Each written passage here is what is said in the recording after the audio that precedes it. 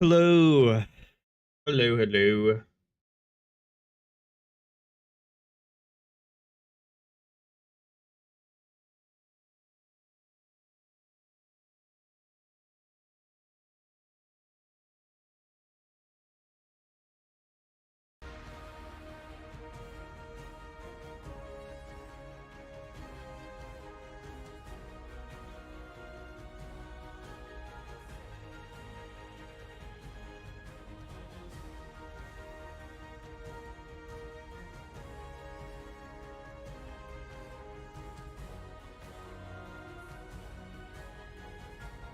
Boo, boo, boo.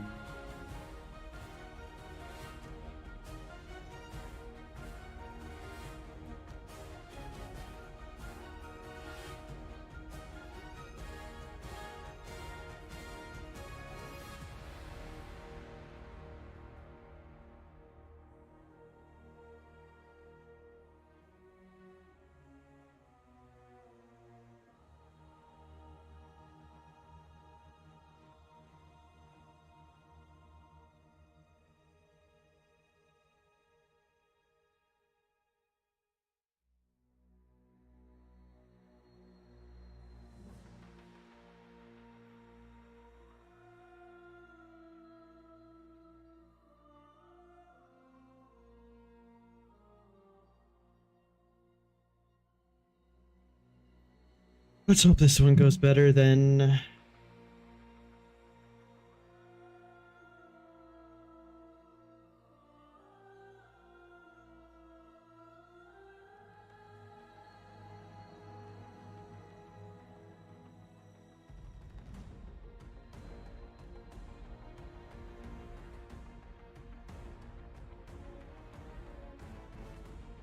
the last one did.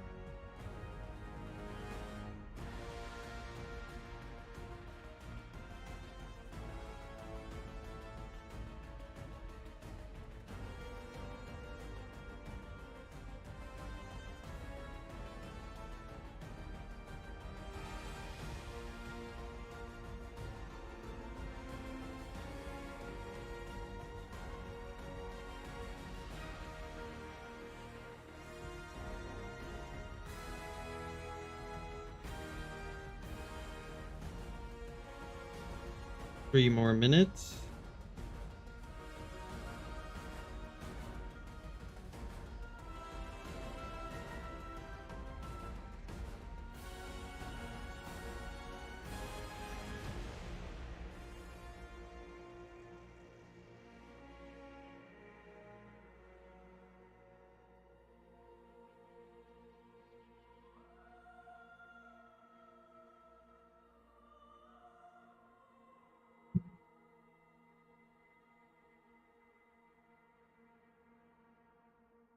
Ugh.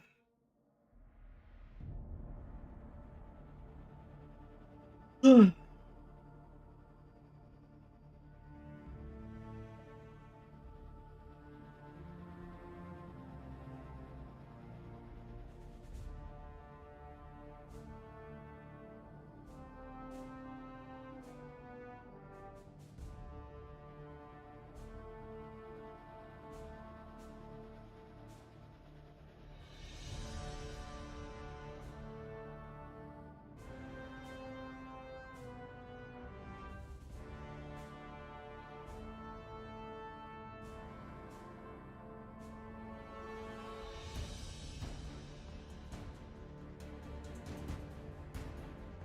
Let's hope it's good.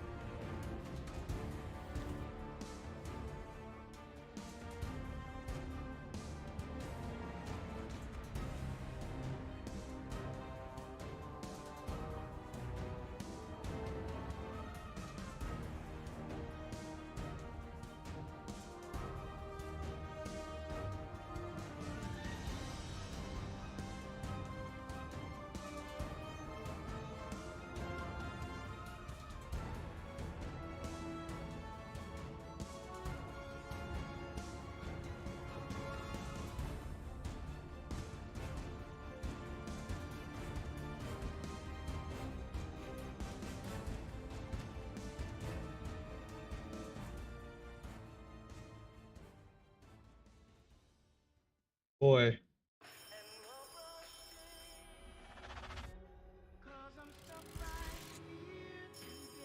What?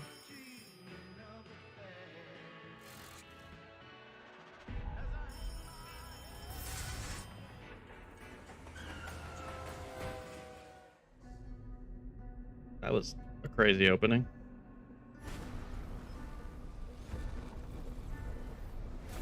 Kepler. You've never been there. And you know every inch of it. It's the farthest either of us have been from home. In distance or in time. You're gonna get a call. An invitation only you can answer.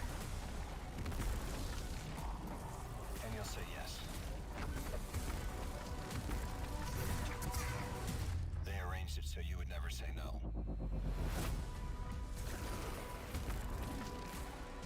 Choice is real.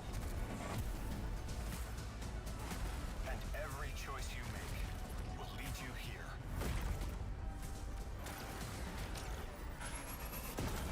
To who you're supposed to be.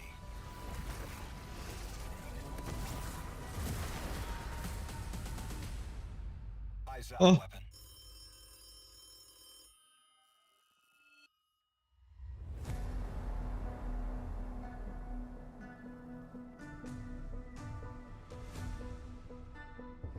Okay, that was pretty cool.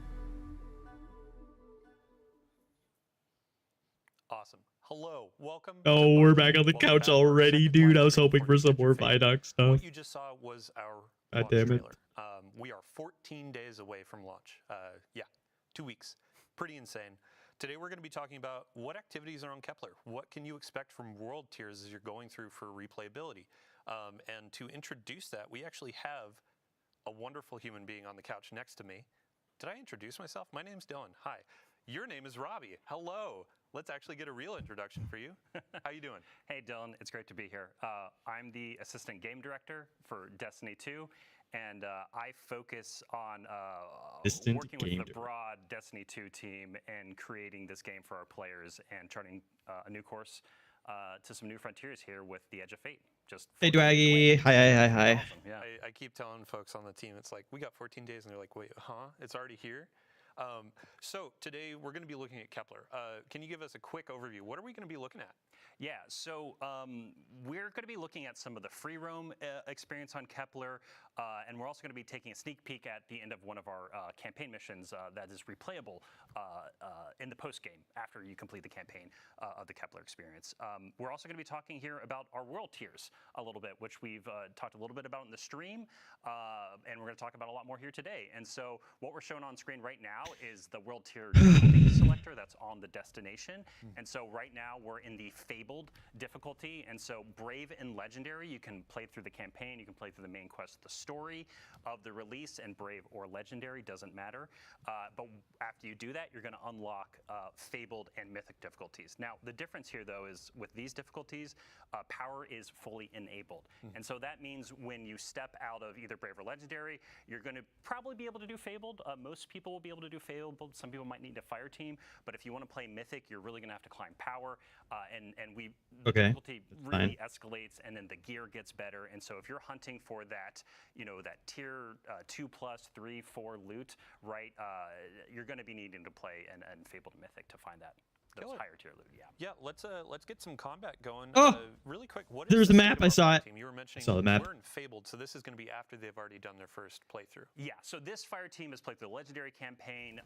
Right now, they are inside of the Gorge, which is one of our 4 major regions of Kepler, and they are in free roam right now, and they are going through one of our free roam encounters. And so the other thing I should call out here is within these free roam encounters, there are reasons to basically go back through the destination using your new abilities in new ways. And so, sorry, can you ask me that question one more time? Like, I feel like I answered it, but then I segued into something else. I said, what state is our Fire Team in? Oh, post-campaign? Yeah.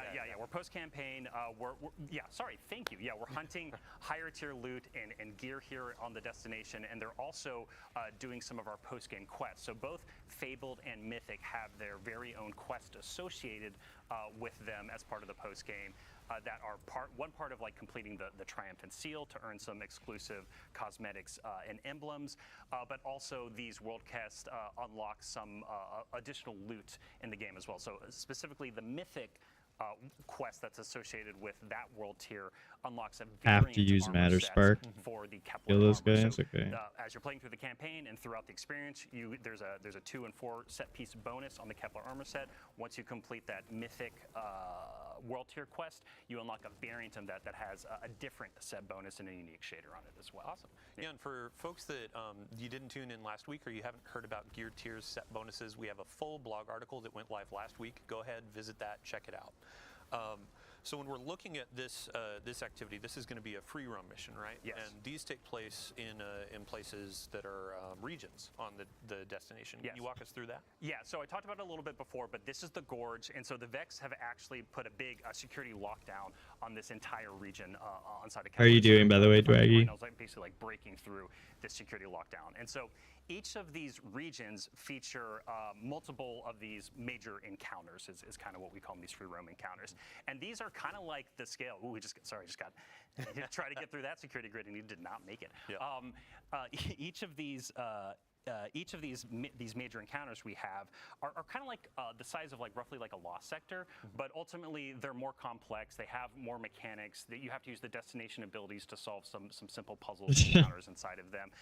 And generally they have Well, pretty thin I hope you combat, became green at the very least then. on like the Fabled difficulty as well, where we start adding more enemies, tougher enemies, and also there are Banes that are applied in the World Tiers 2 that are actually exclusive to Kepler. They were built specifically for this content. That's awesome. Yeah, and then as you're going through these sorts of free roam activities and exploring Kepler, what other like side objectives or objectives can pop up? Yeah, so the way we kind of are thinking about this, right, like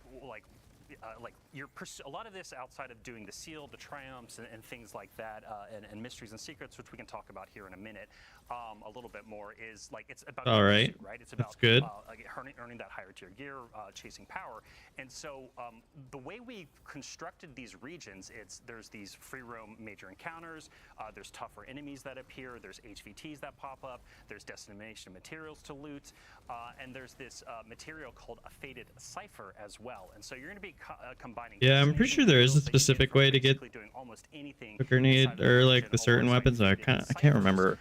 in order to be able 100%. to purchase specific items at the destination vendor called the Altar. I think it's like maybe doing legendary patrols. That's a lot of Sure, though. terms and words. Lots of and proper yeah, nouns. If Yeah. you didn't catch this, I know there are going to be breakdowns. We'll have a recap in the TWID, but yeah, continue. Yeah, and so like the what's cool about this is that in the post game, like there's a focus that we created, and so basically through the vendor you can go and look at it and be like, okay, today's focus is the Gorge, which the fire team is looking at today. Most of the materials that you're earning here can be used to purchase gear, or you can convert your other materials you might have from other regions in order to convert it into the Gorge materials to buy stuff. But every day it's going to shift. That daily focus is going to shift. And so a little bit later in the stream, we're going to be seeing a part of Exiles Accord, which we've also some of our content creators and influencers showed as well, and some of their content parts of it. But basically, of the 4 major regions, the daily focus will shift day over day to basically kind of change what you're focused on, what gets you access to that. Yeah, purchase okay. loot. Yeah, and since we're on I'm the thinking topic of the what you were how to talking get about, the ones that you currencies can and the vendor, craft. Yeah. You had mentioned before the stream, actually, I there's think. a new form of attunement for the destination as well. Yeah, so something that was really important to us was like it just, we want to make playing what we call like the action game, like actually experience in free roam like this and the mission content, like when you earn that piece of loot on Kepler as you're completing these activities and just got nuked. Man, I'm the, so happy that they're dying because they're like, Ticket. this won't be too hard. And it's like, oh, world tiers? Let's introduce them at a higher difficulty, shall we? Yeah. But sorry, go ahead. No, exactly. Yes, this is Fabled pushing back a little bit. They're having to think about what they do, and they just used actually Mattermorph in order to open up a pathway to get around this Vex grid that opened up in the middle of the encounter. But anyway, we were talking specifically, I'm sorry, remind me. Attunement. Attunement, thank you. Yeah, so basically, you're going to be able to attune at the vendor a specific piece of gear, armor, or weapon, and any drop on Kepler that drops a piece of armor or weapon will have a chance to be that gear. We just wanted to make Gotta sure go that for as the you're playing groceries, destination, as like you're carving your for the own path, foods. you're figuring out your own farm routes inside of each of these 4 regions each day of the week. We wanted to make sure that, like, hey, if you're looking for the Giver, that auto rifle that's coming with the Edge Fate here on Kepler, it's like you have a chance to get it anytime a piece of loot drops. Awesome. Yeah. Yeah, so you had mentioned just a minute ago about secrets Oh. and the depth of the destination. I mean, I'd love to hear, yeah, go ahead and expand on that. Yeah, so like it's funny with like secrets and mysteries, like you want to like talk about it a little bit, but like not too much No to spoilers, right? like spoil it. Yeah. But I think like the thing to scratch at here and poke at here is right is like we've talked about the destination abilities a few times, and so with the world tiers and the Fabled and Mythic difficulties throughout the destination, there are secrets and mysteries, like basically all these little alcoves, these little locations, these side paths, these hidden rooms, all throughout the destination that you can go and discover. And there's a lot available just within the campaign experience. Like if you want to play through the campaign and take it like really slow, and as you earn abilities and look around, you're going to find a lot of mysteries to solve. But we also wanted to make sure that in those higher world tiers in Fabled and Mythic, that it felt like this expanding expansion of that content that you have. And it's basically like, hey, you have even more abilities than ever. You can now peel back the onion of this world to discover what's at the core of it. And so we really wanted to make sure that it felt like there was just more and more to dive into the more They you did a unlock cipher. of the post game. Awesome. Yeah. So in our rehearsals, we never managed to get this perfect timing, but we have perfect timing. I would love to shift to campaign. We're going to be taking you about midway through campaign mission here. A quick note for the audience: if you're avoiding spoilers, we have disabled our VO. We have disabled our subtitles. We're trying to keep this so you are discovering the story as it comes out with the Edge of Fate and our new saga.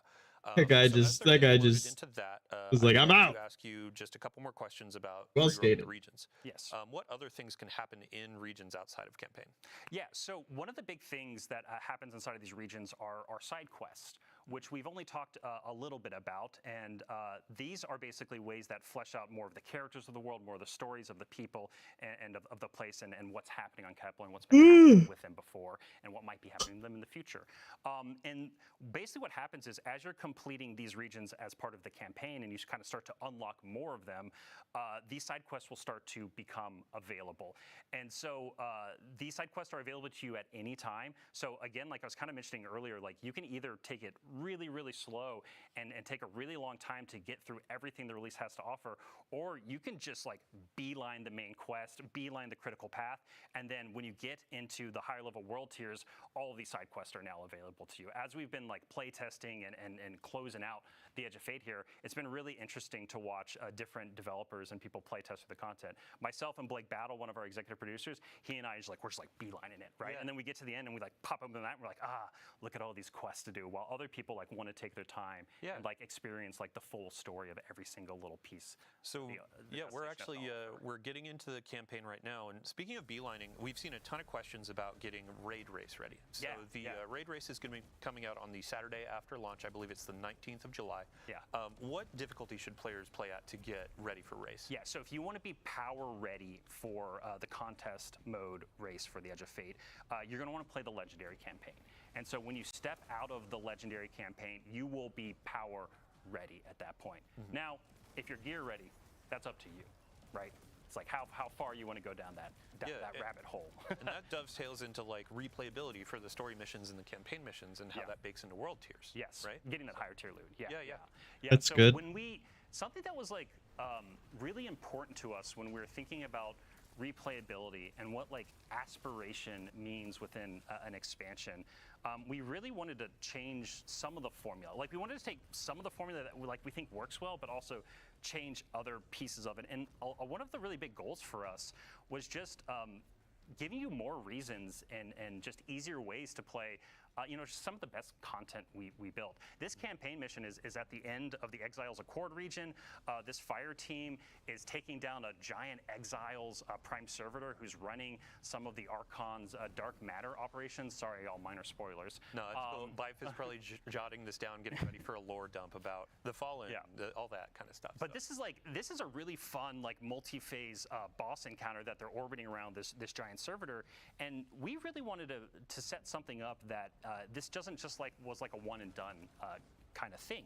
And so things we've kind of done before that we're going back to that we think work well, there's going to be multiple weekly missions that you can play that are larger missions. So we have a capstone mission for each of our regions. We also have some bookends at the beginning and end of the release that the overall like length of them and complexity, they are very similar to Legendary campaign experiences from the past. So something new that we did though for this release though is we also have a bunch of additional story missions that take place during the campaign and you're first introduced to. These are shorter experiences, but they still have like huge impact on the story, moving the story of the main quest into Kepler 4, and also help you to unlock different abilities and things throughout it. And so in the post game, in the higher level, in the world tiers, we actually have a story mission playlist where you can go in and it's like a rotator and you're rotating through a bunch of different randomly selected story missions that are about 10 to 15 minutes. Some people can, if you're going really fast, can get them down a little bit shorter.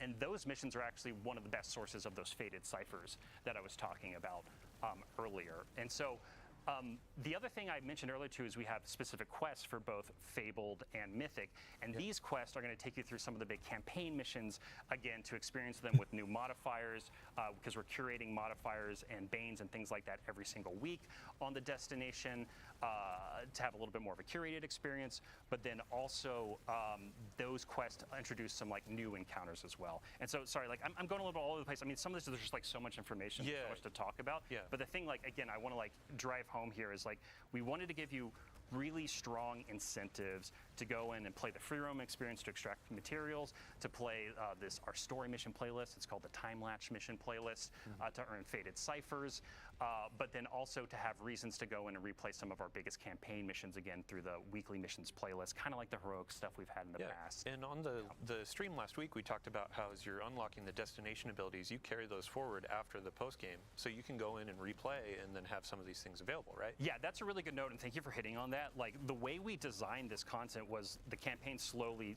stepped you into these different abilities and unlocking different versions of them and higher tier versions of them. When you're in the post game experience, It's okay. We intentionally designed puzzles and encounter mechanics and things, and like even in this boss encounter, there's multiple times that they've had to use Matter Spark to like get into the vents and stuff below this area and pop up through the world. And through the campaign, you would actually have to go and find like a Matterspark pad to activate that. And that's actually kind of part of the puzzle. It's teaching you to kind of look at the world and think about the world in a different way that is intentional. But then in the post game, as soon as you complete the campaign, you unlock Matterspark Anywhere. And it's basically like your souped up Sparrow for the destination, and being able to summon Matterspark Anywhere means you can actually like sequence break some of our puzzles and sequence break part of our missions, and that was like entirely intentional as a part of the design. And to be honest, Dylan, like the fun part about this too is like we're not 100% sure in some ways where people might sequence breaks things that we might not expect, but like that is just, that was intentional from the design perspective, that like we want people to be able to do that. It's the magic of like the sandbox in Destiny of we don't know how players Style will take prime this ability super. with this destination ability with this combatant, et cetera, et cetera. Yeah. So I think I would love to ask you as well. So we've gotten a lot of questions from players where they're like, oh, you had mentioned like this is comparable to a Rise of Iron. Like, how does that actually break down when we look at the Edge of Fate and Kepler? Like, you had mentioned depth and secrets and a bunch of different things. So. Yeah, so I think like you and I were talking about this in rehearsal a little bit, where like that comparison is just to give us like a ballpark of where we want to make, but at the end of the day, it's like apples and oranges between what the Edge of Fate is and what Rise of Iron is. So when we've talked about that, we've generally been speaking towards like the size of this destination and the depth of the campaign and post-game experience. Like, this is one of the deepest destinations we've ever built before, and that is why we've been making that comparison to Rise of Iron in that way. But also in terms of being like a little bit bigger.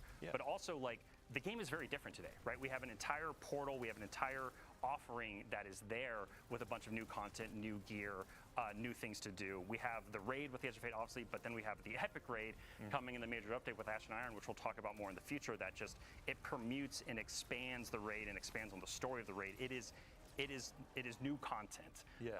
We're not holding anything back for the base raid to build that experience. And so again, the Rise of Iron to Edge of Fate, little bit apples and oranges, but we also are thinking about like the collective packages of what comes with this release, because the game is very different from what it was like back. So we have the free roam missions, we have campaign, we have secrets, we have a lot of questing, that kind of stuff.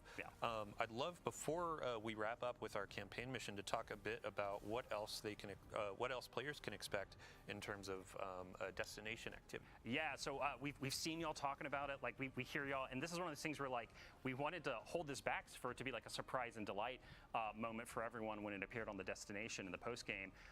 But yeah, let's just talk about it a little bit. So there is a destination activity on Kepler.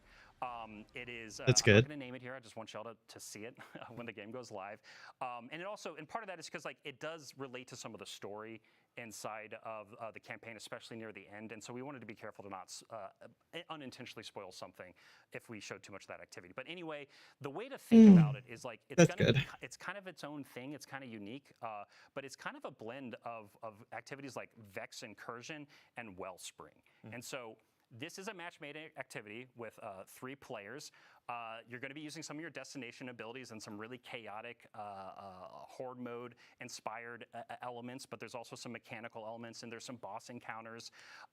But it's going to be one of the best places actually to earn rerolls of the exotic armor that's coming in the Edge of Fate that you get from the Legendary campaign, and it's just highly rewarding in general. And so because we wanted to make this activity really rewarding, it is also technically time limited, but on the Kepler map, near the center of the map, there's going to be basically a preview that tells you like, hey, when does the activity become available? So you're going to know exactly when you can jump into the destination activity in order to like focus farm those things that you care about the most. Awesome. Well, thank you so much for your time. We've already wrapped up our campaign mission, and now we're actually going to be moving over to Portal, Power Progression. So Robbie, thank you. Chat, thank Robbie for joining us today. And now we're going to swap some folks in. We'll see you next time. See you later, guys. Thanks so much. All right. So as we are swapping out, I want to talk about these 2 new exotic weapons that we see on the screen. You saw some of this in our gameplay preview that we just had. We also had some creators, influencers, that kind of stuff coming in and speaking to the hand cannon and the scout rifle. Hand cannon is going to be through an exotic quest on Kepler. No spoilers there. But the team was talking about, oh, hey, here is our overall goal for the weapon. It's for those who are looking for the perfect 3-tap. As for the Void Scout Rifle, that's going to be a part of our new rewards pass. Yeah, so that just I'm not going to spoil that either. There are some reviews from our sandbox-minded creators. It's a fun time. So All right, let's move on to Portal, Power, and Progression. And I just looked at our 3 new guests in that order. Hello, welcome. Hello. Thanks for having us. Yeah, a couple of you are new, but we'll start with you, Ben. How you doing? I'm doing great, Dylan. How are you doing? I'm doing well. For those who didn't see you on our reveal stream or previous Vidocs, can you give a quick overview? Who are you, what you do? Yeah, I am Ben Womack. I am the Core Game Creative Director. I am the one Core helping all the Game teams that are making the core experience and all the components in the Portal and in Edge of Fate as well, like worked well together and like pushed the game forward into like this great new foundation. I'm really excited to talk about it. Awesome. Yeah, thanks for joining us today. Yeah. Next on the couch, brand new to our chair. You've never been on anything, so first time you are meeting the community. Everyone in chat, say hello. Nutty, welcome. Hi, I'm Nutty.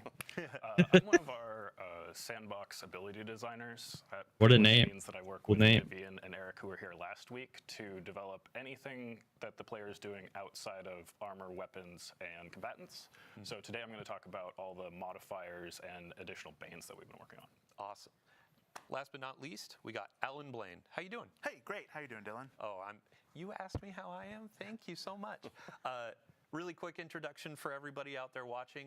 Who are you? What do you do? Sure. Hi, I'm Alan. I'm a principal designer, and for the last year, I've been leading the team that's been taking all the cool banes and modifiers Nutty's team is working on and combining them in a UI with all the activities from the activities team, both new and returning activities, making sure that you get good score while you're playing those activities, and then that score turns into loot with cool seasonal power and gear tiers and all the great stuff that you're looking for.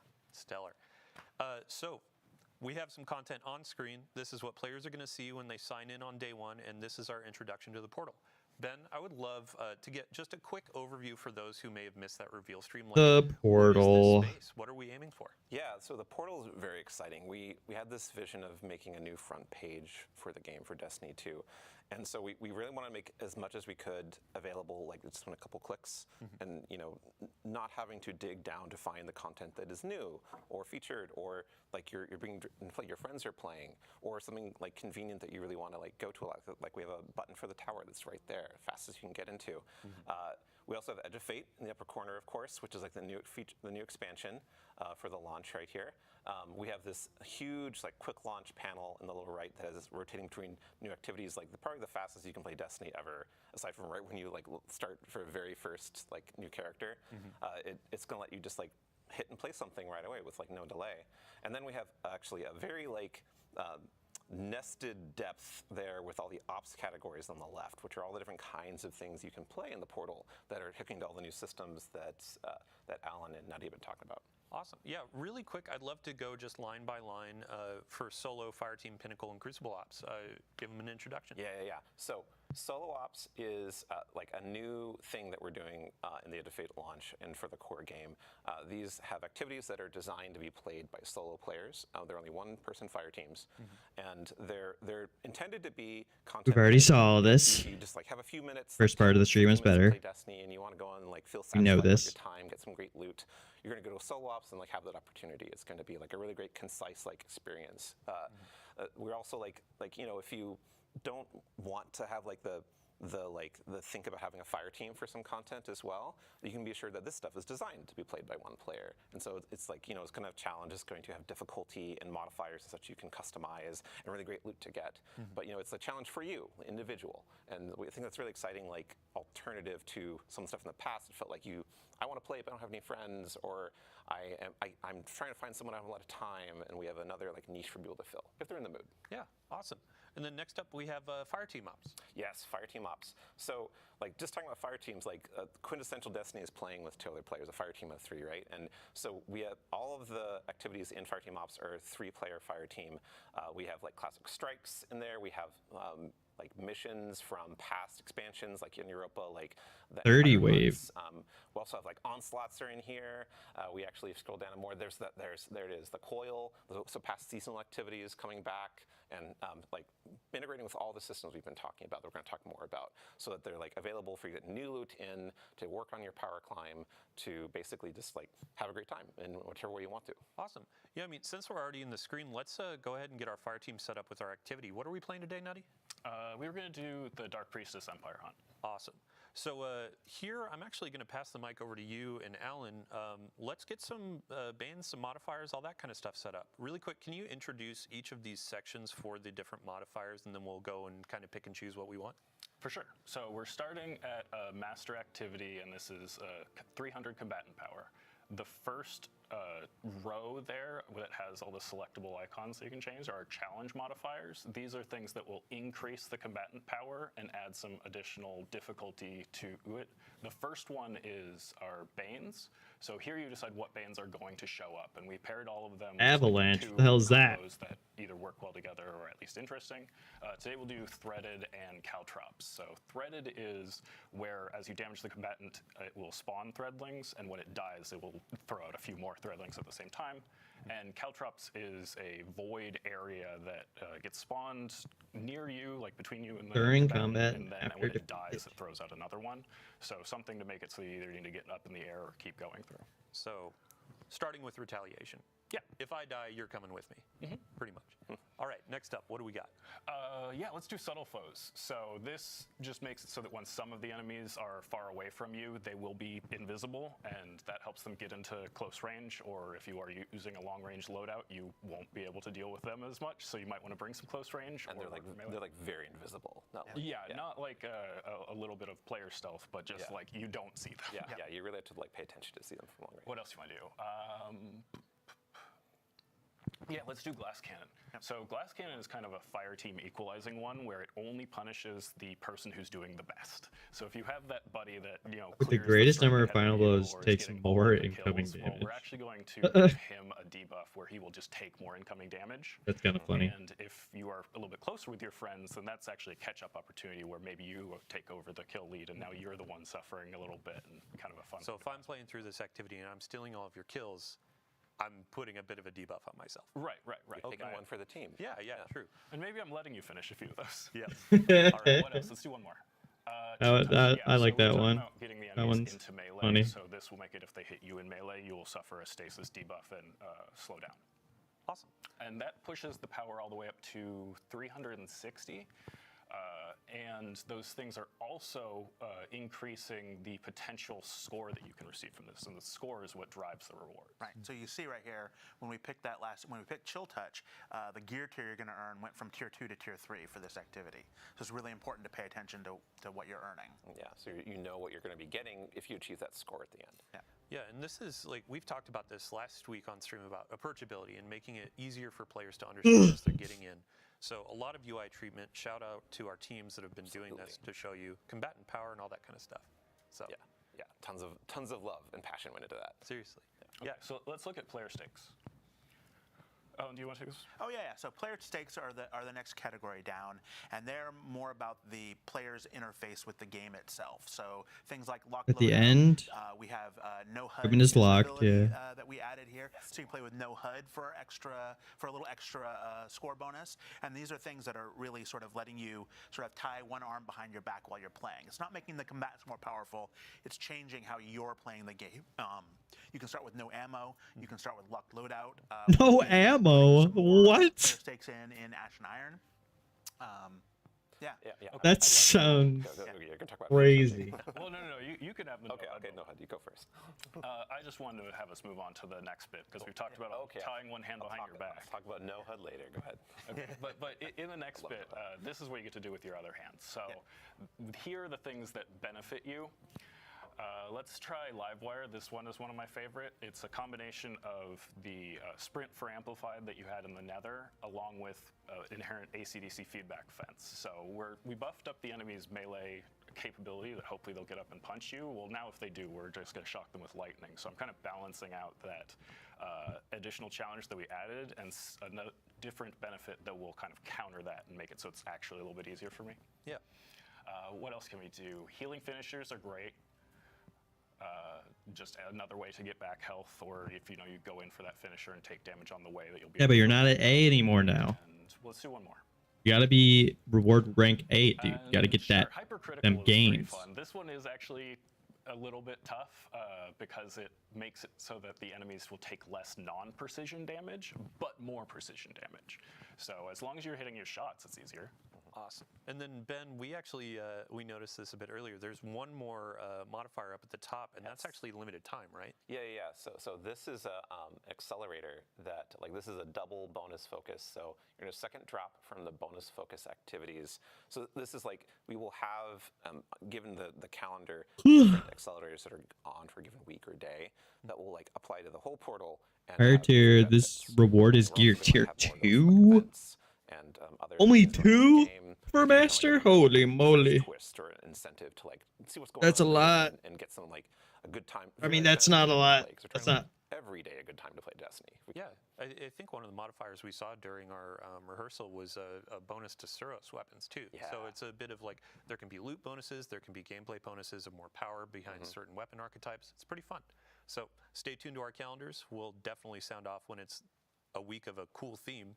Let's get it launched in and actually start taking on some of this combat. Can I talk about No HUD now?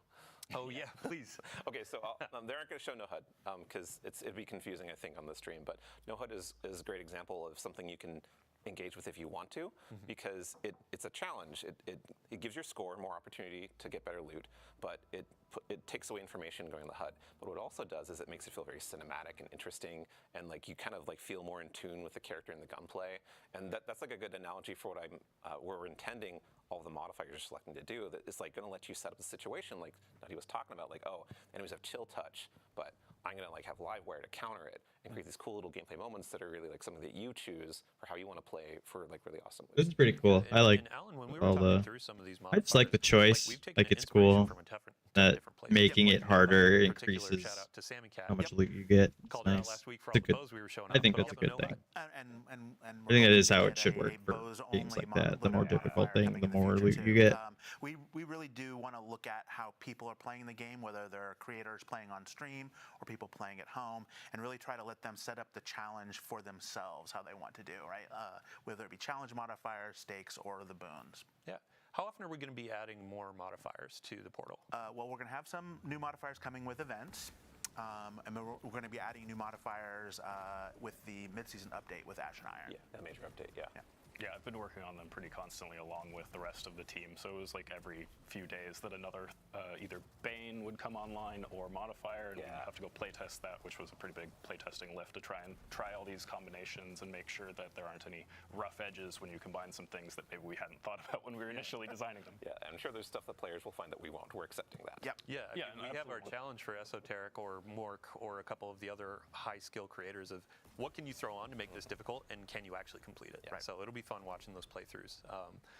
Ben, paired with that, how often are we going to have more activities being added to the portal? Yeah, so we want to regularly refresh the portal on so that, there's stuff coming online on No, you get in-game rewards. The harder it is, and the better your score, the more and higher tier rewards you get at the end of the activity. So that little meter going from it started at C and went all the way up to A. Some are going to come with activities. You get an as A well. tier score But we're also going to be because of adding all the harder modifiers. we're You'll gonna have get new better activities that gear come in, and we're if also you gonna get have, the A shakeups score. of existing ops formats, and we're actually we're going to have a really cool new activity that's paired with an event at Ash and Iron launch. I'm not going to talk about right now, but I think is really fun. That's going to be an exemplar of hey, we're shaking things up. Here's a brand new thing, in addition to all of the classics and Destiny Vault that we're bringing out. Not just a new activity type that you've never played Type, before. Yes. Yeah. Yeah, I mean, so this is all talking about what you're going to be playing in the portal, and we're going to be moving on to power and progression. So what you're earning, which is people love loot. Nutty, thank you so much for joining us. I'd love to give you just anything else you want to say before you leave.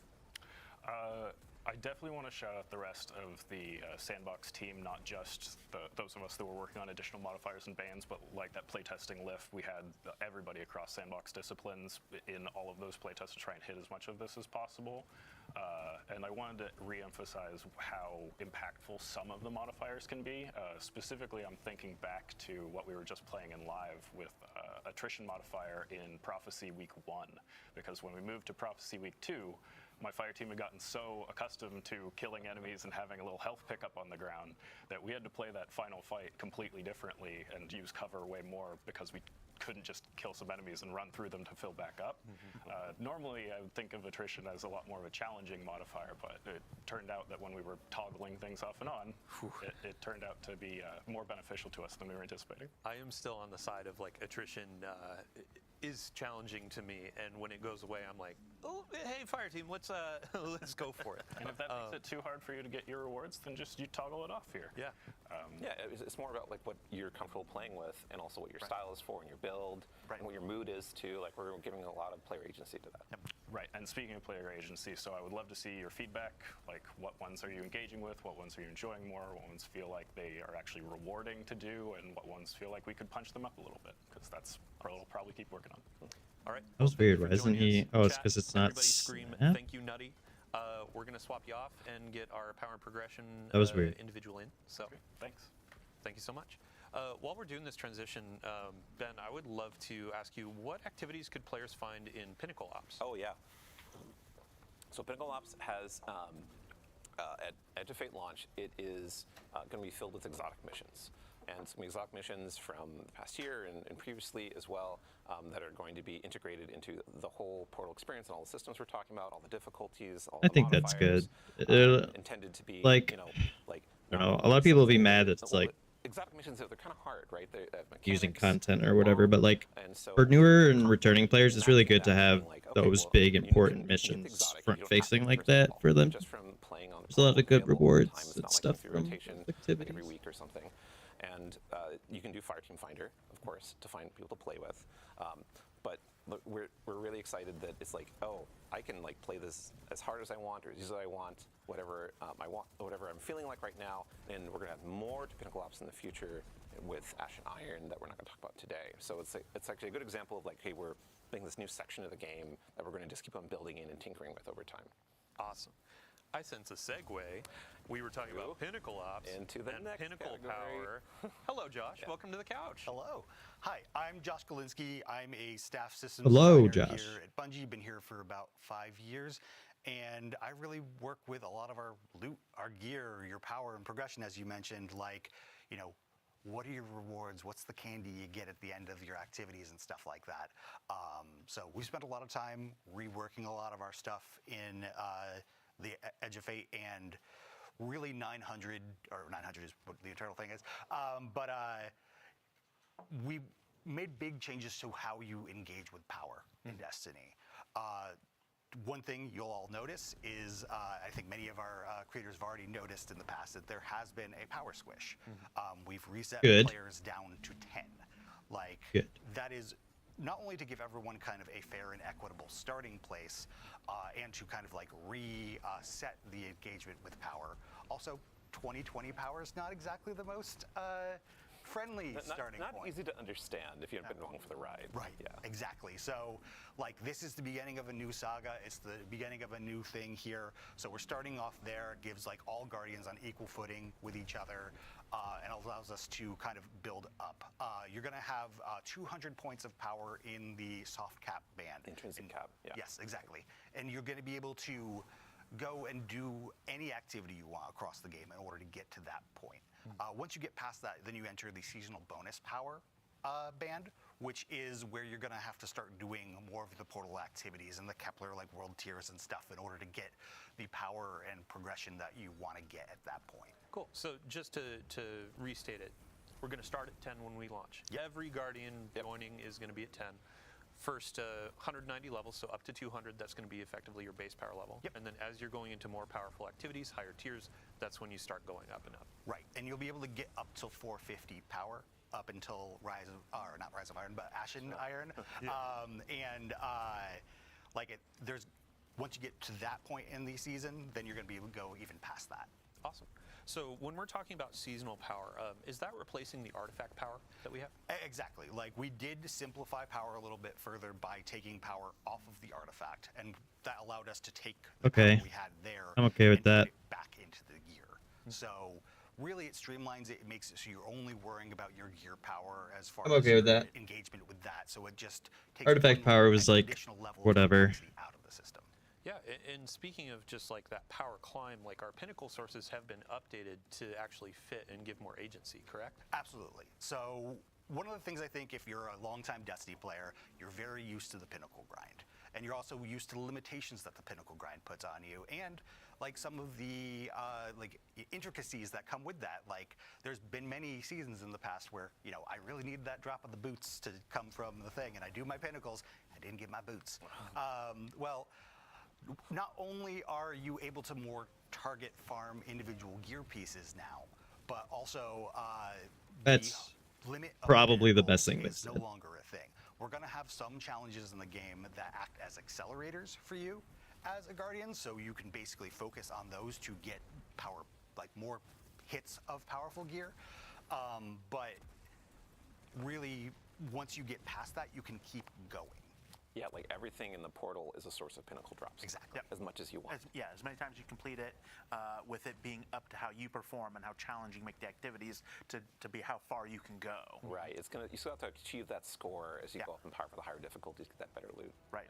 And we'll still have curated experiences, correct? So if a player doesn't necessarily want to spend a bunch of time like creating that challenge, we have those offers too. Yeah, and like we do have like matchmaking, which is like set modifiers for every activity that has not aside from solo ops. So solo ops doesn't have matchmaking, but for fire team ops, like you can matchmake with other players.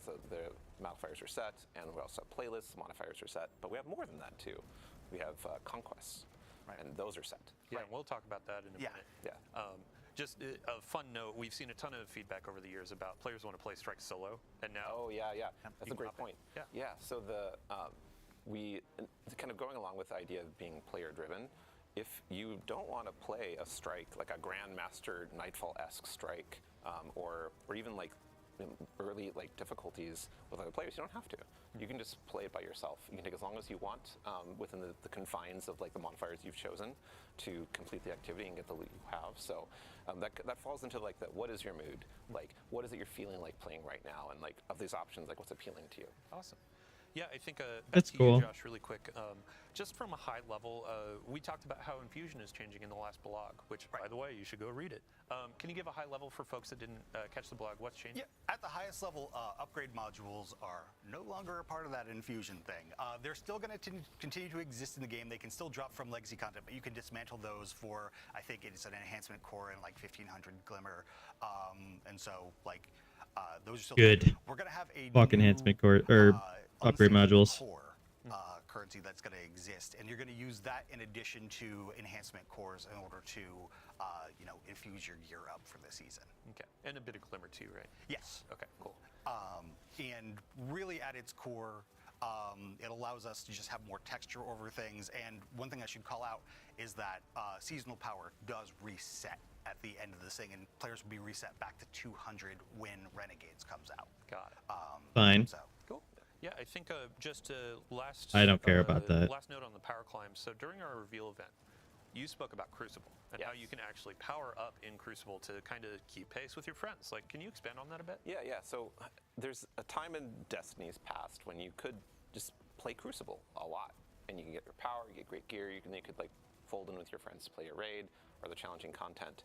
And we've kind of lost that somewhat over the years. Like it's harder to like feel like Crucible is your identity and really feel like the game is rewarding you for that.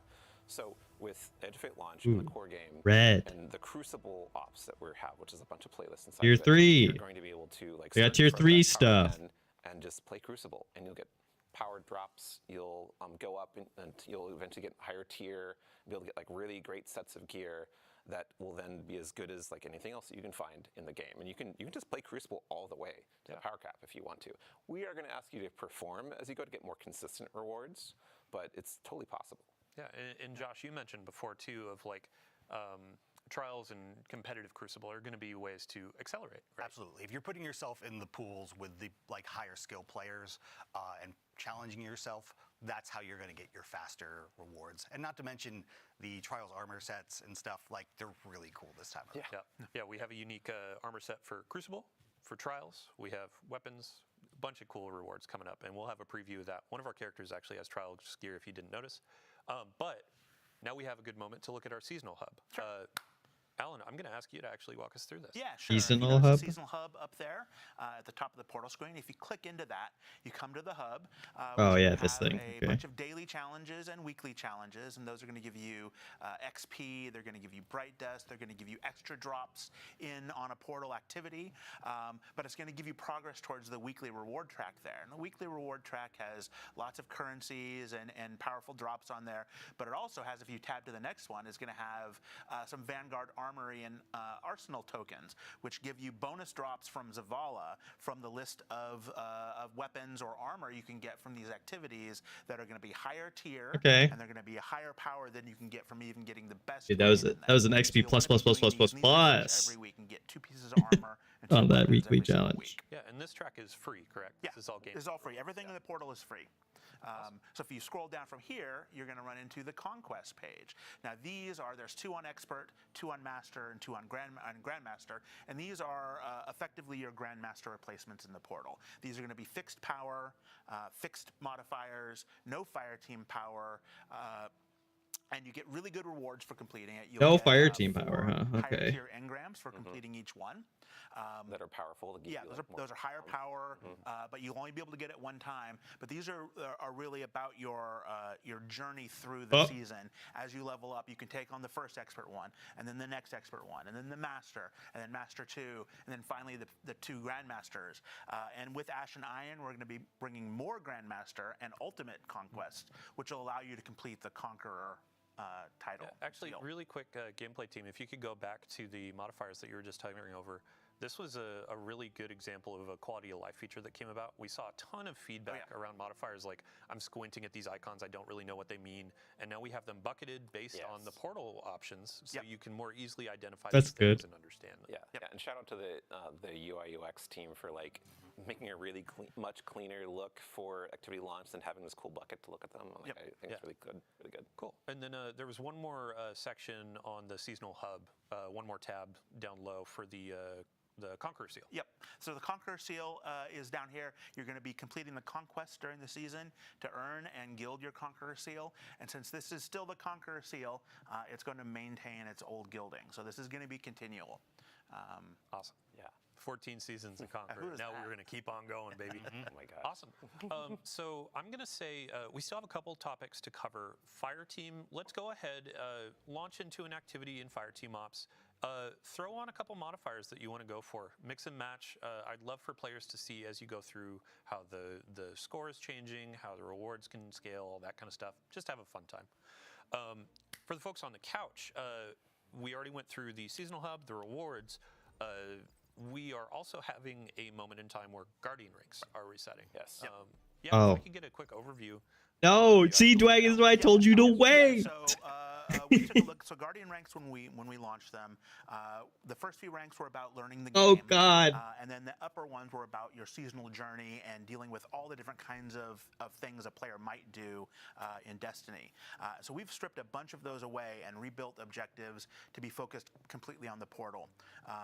So it's going to be playing through the We're going various back to activities, 1. using I'm gonna be a modifiers, oneer. Playing all the different conquests, gaining power, gaining all the different kinds of rewards. It's going to be really showing like where you're at in that seasonal journey but purely for the portal. It's not going to reflect any dungeons. You're not going to have to solo any dungeons. You're not going to have to get commendations. Good. What Thank else do you God. have to do? No to get more expansion commendations. gates. No more expansion gates, any of those kinds of things. So That's good, every then. player will be able to get up to Guardian rank 11 with Ash and Iron. Yeah, in our original goals when we were talking about Guardian ranks, it was kind of an on-ramp for players new or even old to know, what do I want to do in Destiny right now? Now we have a lot of stuff in the portal that dovetails into that. Solo dungeons, they still have unique rewards. They're no longer required for 11 in Guardian rank, but you can still get ghosts, sparrows, emblems, that I mean, I think those kind of things should be required different kinds of things back in. And since we're for doing Guardian that, rank the first 11, 5 but ranks will still be sort of an on-ramp into they're the about game. Guardian rank anyways. So we're going to drop everybody back down to Guardian rank 2 with Edge of Fate and let them go from there. There will be lots of cool things to do and earn and play through in the first few ranks. And then starting with Ash and Iron and every season from then on, we'll reset you back to 6, just like we've been doing. Awesome. Yeah, it's just another portion of what Robbie was talking about with aspiration, Yeah. where it's like, yeah, I have my awesome armor from all these higher tiers. Why does I he have Guardian 3 ranks above my grapples? head, I've gone What? through the raid. I have this cool Huh? tier 5 weapon, et cetera, et cetera. What? So there's a ton to hunt, a ton to chase, and a lot of things to do. What is going I on? think at this point it's kind of the easiest to get into Destiny and just know what to play. So Yeah, I absolutely believe that. And the exciting part is that everyone's journey through Guardian ranks is going to be Is it a modifier? because, you know, a Guardian rank that tells you to accomplish this kind of power or complete this activity on this difficulty, how you did it will probably be pretty unique to you compared to other players because you chose different modifiers, or there's different sets available for the given day or week, Well- and maybe you did it solo, like we're talking about, like, oh yeah, you soloed the master difficulty, like one of the requirements in Guardian ranks, maybe you soloed on one of the conquests, and that's your story, and that's how you got it. But it's appropriate that there are a bunch of options for players to choose that match what their own experiences, what they wanted it to be. awesome. Well, thank you all so much for joining us today. That actually brings us to the end of our power and progression. I believe, Josh, you actually had a couple more things you wanted That's to a say cool before we leave. modifier. Yeah, really, like, there's 2 things I want to say. One is that, you know, fire team power's definitely still a thing that's in this game. We really want to encourage you to play with your friends, and when you do play with your friends, if you're higher power level than them, that's another thing that can act as a nice accelerator for them, and really, like, you know, increase the bonds of friendship. That's like a core part of the DNA of Destiny, is being able to play with fellow Guardians. Yeah. So as an example, if you're at a tier 4 and I'm only tier 2, I join you, we do a tier 4 activity. I still get tier 2 gear, but it's accelerating me faster into tier 3. You're going to hit like your over score time. a lot easier, which is going to help you get those bonus rewards. And yeah. Got it. Cool. And then your second note? And yeah, finally, like, we made a lot of changes to the game in the Edge of Fate. Like, we're definitely going to be listening to you Guardians. We're going to be listening to the data. We're going to be listening to a lot of stuff. This is just the beginning of a new saga. So we've got a lot to do in the future, and I'm really excited about what's coming our way. Yeah. Awesome. Cool. Yeah, great. So I have a few bookkeeping topics to hit before we go about the live game. So we've been talking about the Edge of Fate. Right now we have Rite of the Nine going on with our dungeons. And let's see here. Ooh, today, wow, 54 minutes ago, we had a new engram go live, the non-airy engram. We Oh, is introduced that this in the today? Previous TWID, but basically it's a new engram. You can earn a bunch of Rite of the Nine currency, sorry, and then purchase this engram for unique cosmetics that have been introduced over the past few years in Destiny. So if there are things like the skimmer that is Iron Banner theme, kind of like the wolf theme, that's actually in there, and you have a chance to get that. There are some Crimson Doubles emotes and finishers and other cosmetics, so definitely dive in and check that out. Additionally, we had mentioned Lootapalooza. So a couple weeks just before launch, we're going to start showering players with loot. Starting today, we have double Crucible loot, which also applies to Trials of Osiris. So if you're hunting for adepts, if you're hunting for any gear in Crucible, now is a great time to go. And we also have, for the weekend, a lot of players have been asking what maps are going to be featured. You got Dissonance, you got, Cirrus Plaza, and then you have the last one, which is Eventide Labs. We went through, we had a great conversation about what if we had some type maps on a rotation for these last couple weeks.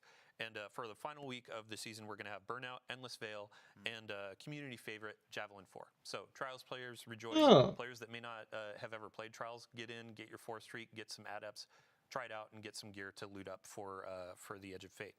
And the final note, we are going to have all dungeons in the Rite of the Nine experience next week. Higher reward rates, higher currency rates, helping you get more of those drops, go into higher difficulties for your adepts, and potentially even get the hollow foil versions with additional perks. Yeah. So, awesome. Thank you all so much for joining us. Thank you all on the couch for joining us. Thank you, Dylan. Thank you, crew. Thank you, gameplay. Thank you, everybody behind the scenes. That one was okay. And That one was a lot everybody better out than there the watching, last thank one. You. We have 14 days until the Edge of Fate. 14 days until a new saga. It has been a wild ride over the last 10 plus years of Destiny, and now we're putting our toe in for the next however many years we keep going, you know? Here we go. Yeah, so thank you so much. Much love. We're going to be doing a raid over to our good friend Malachi, so if you want to stick around, talk about the stream, Malachi, we're handing it off to you. Thank you, everybody, for joining, and we'll see you next time. That one was okay. That one wasn't too bad. Good to know that there'll be. I was like, there's no way there's not going to be a destination area or destination activity. I understand, like, yeah. It was probably like story related, so probably didn't want to say it, but I'm glad that they did say it here.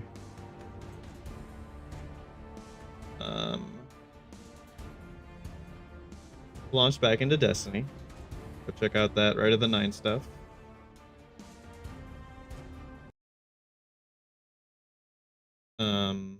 That was okay. That wasn't too bad. Wasn't too bad. Wasn't like we once again didn't really learn anything new outside of like what we're gonna be doing on the destination, but like it's fine.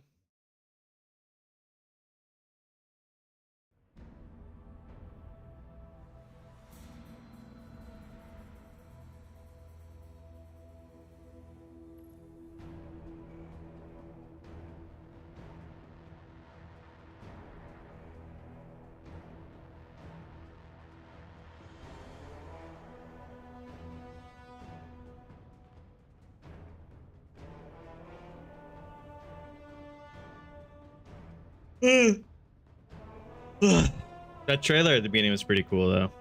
I did like that.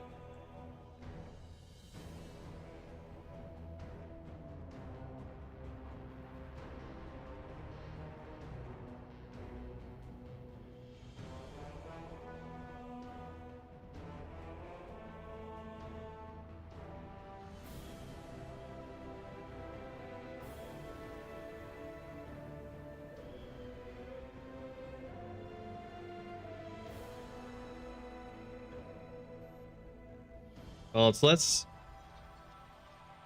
It was more like you can level up faster. It's more of it's like a catch-up mechanic. Like you can level up for like fine yourself, but if you have a friend that has way more time than you, then you can play with them and you'll level up even faster than if you played by yourself. That's their whole goal is they want you to be playing with people. But there is also like they made a whole solo thing too. So I mean, I think that was what they were mainly getting at.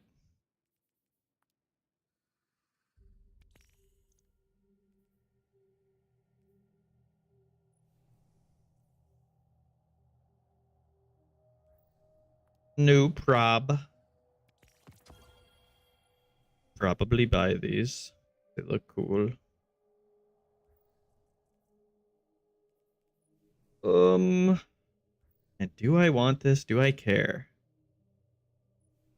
Enough. About Sunshot. I don't know if I do.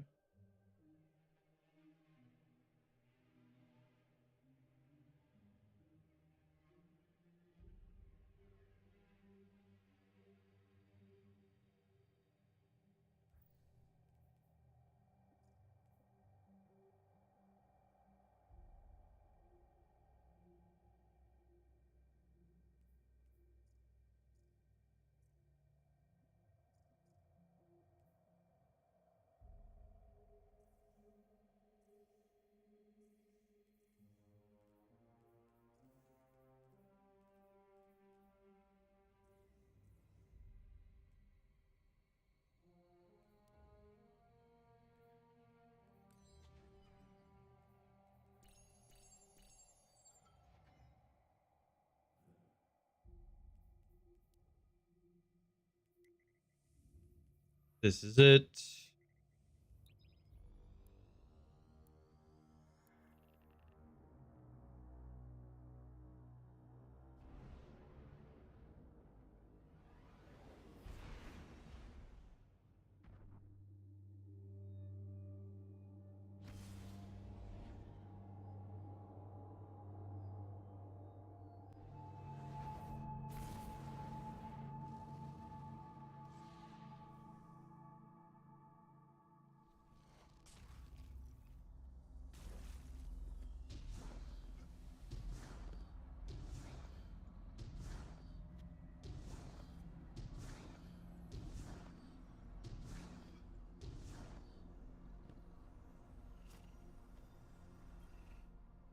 They will not be denied.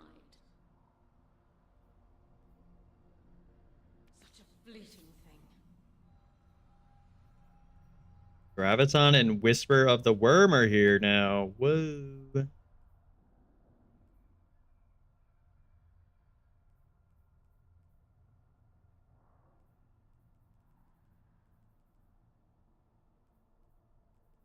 Like,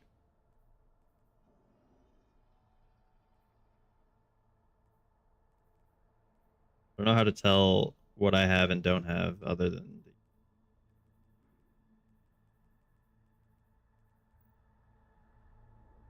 Yours.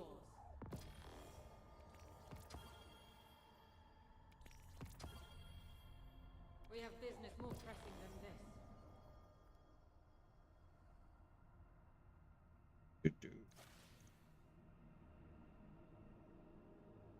We have business more pressing than this.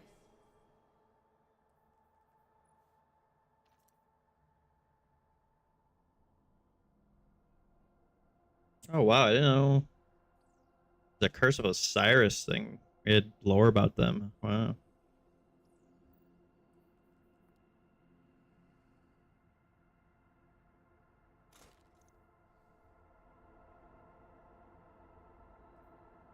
We have business more pressing than this. Hey, I remember liking this Ghost Shell was cool.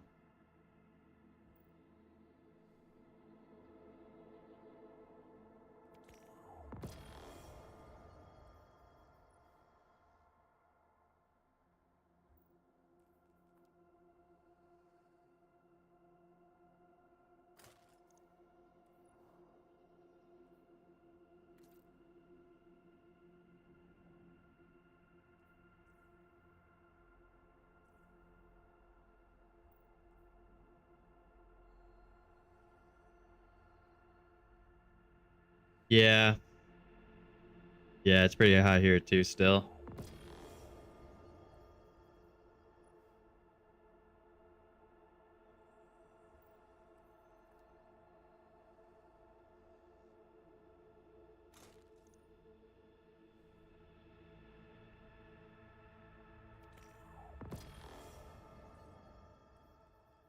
On Guilt Wing.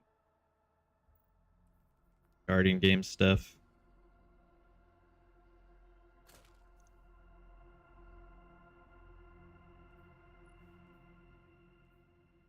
Well, hopefully that helps out then. Oh, I can get this. I can get the Gallarhorn Sparrow.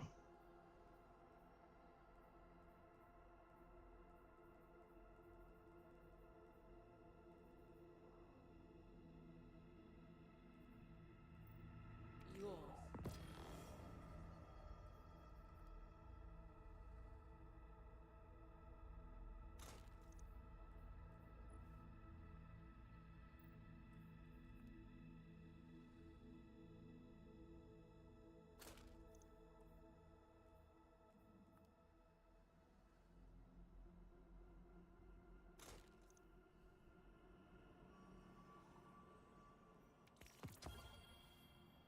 Such a fleeting thing.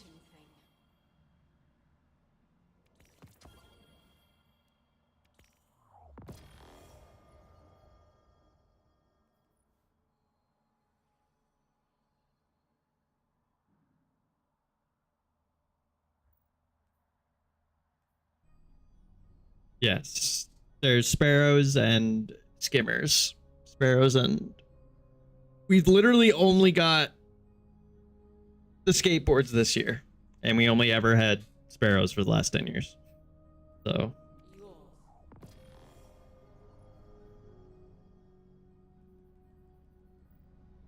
Nothing is permanent. And this is...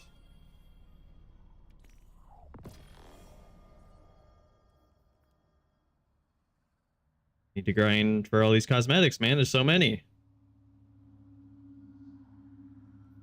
Well, I don't think we're gonna get wings as a thing we could... as a vehicle. Unfortunately. Nothing is permanent.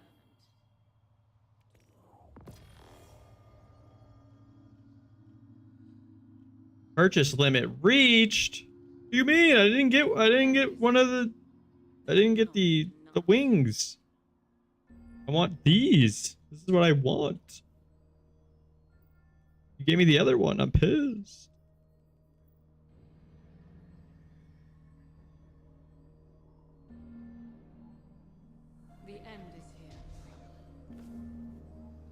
Damn it.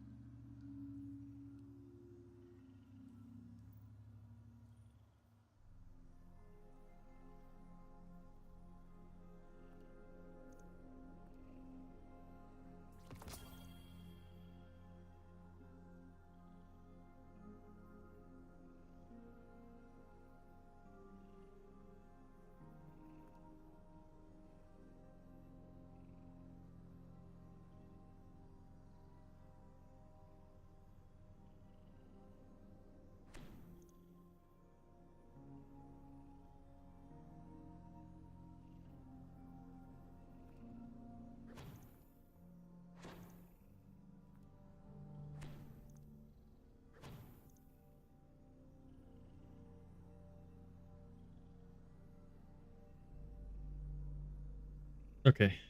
Do the dungeon.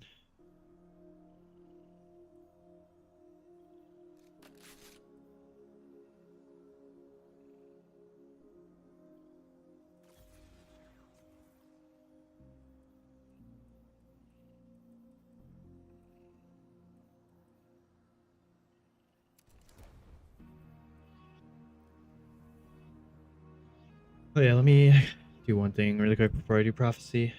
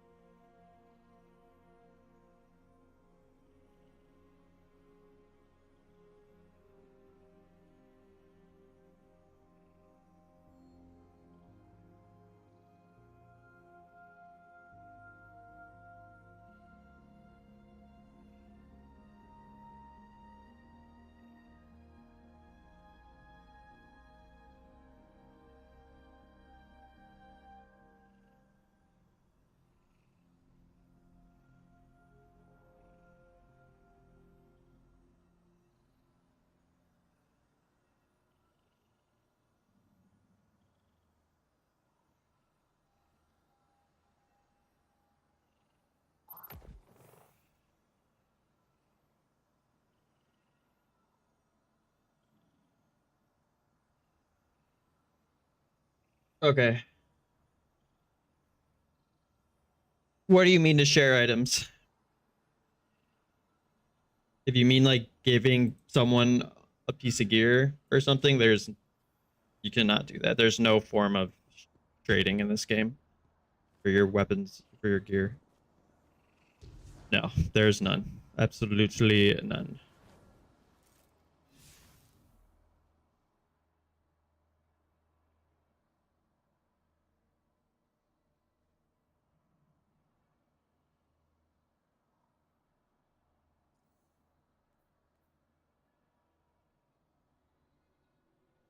Okay, let's do prophecy.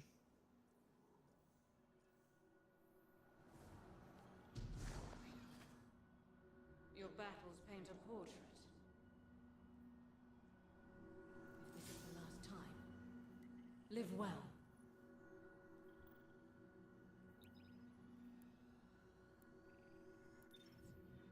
It's a fun modifier.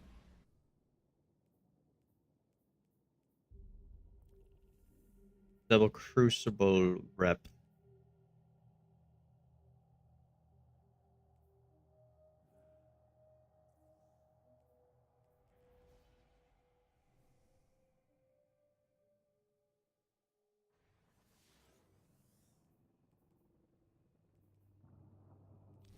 Light or dark, nothing changes. Everything dies.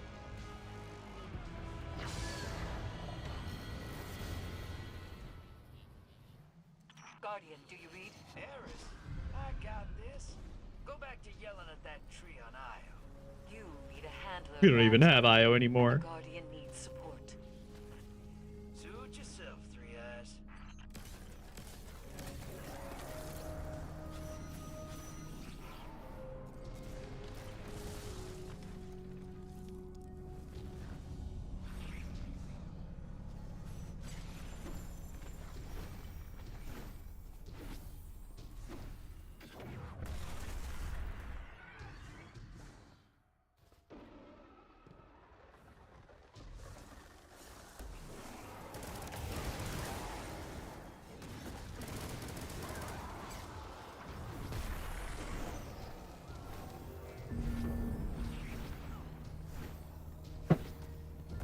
Okay, cool. Little skipper dooskies there.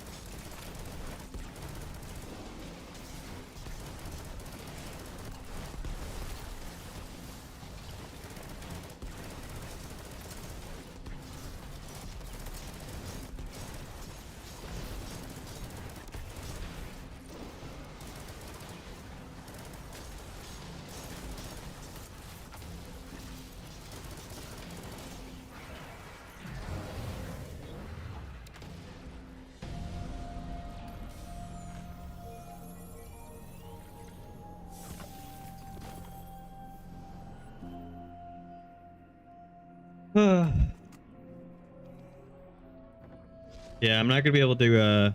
I'm just gonna do my reset things today. And I wanted to watch that live stream, and then I'm gonna just letting you know I was having a short stream today. Probably gonna get off after I'm done with.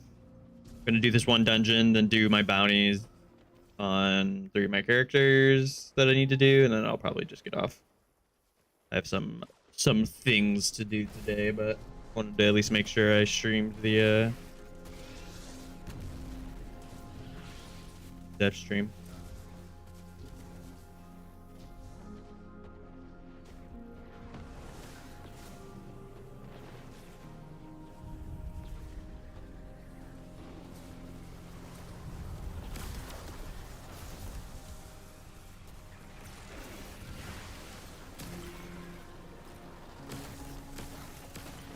Yeah.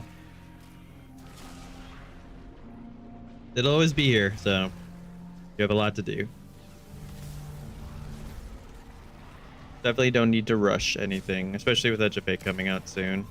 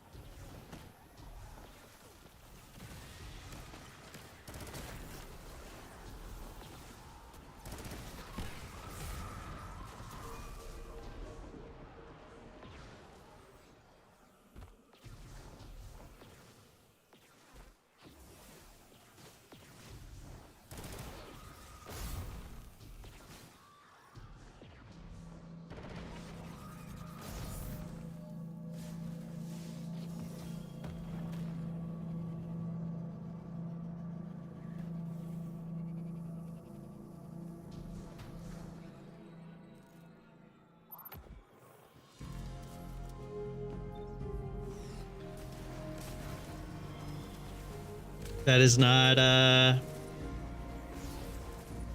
is something you will never find outside of like a very like I think like 2 exotics can do it. Unfortunately, Dwaggy. The stasis and strand weapons are only in the top slot. And you can only get the Arc, Solar, and Void ones in the middle slot. The only slot that has all of the elements is heavy.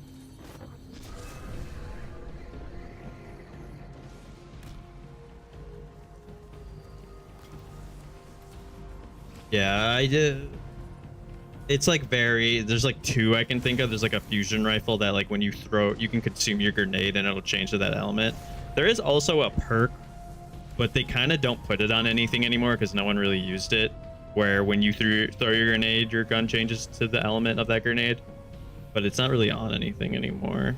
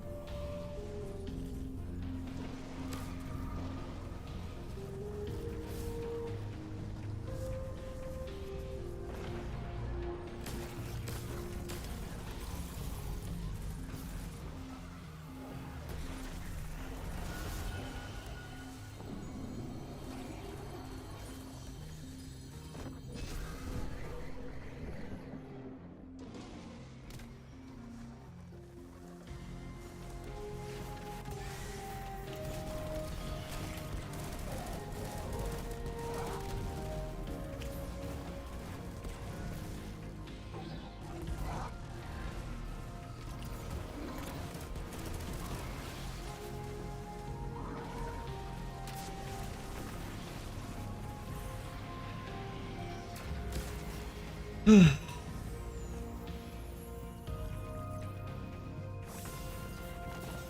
me check for you really quick. No,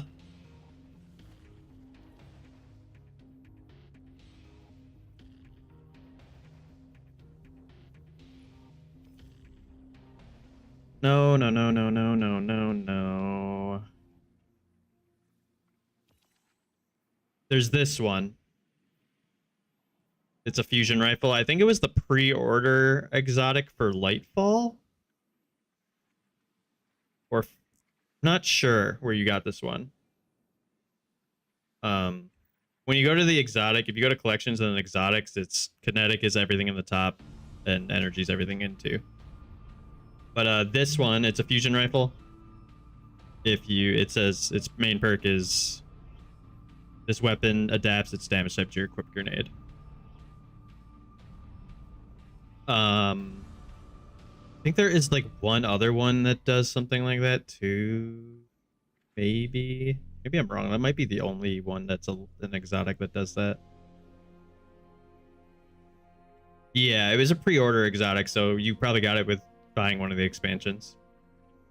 I think that's for exotic wise, that's the only one I think actually that like changes its element like that.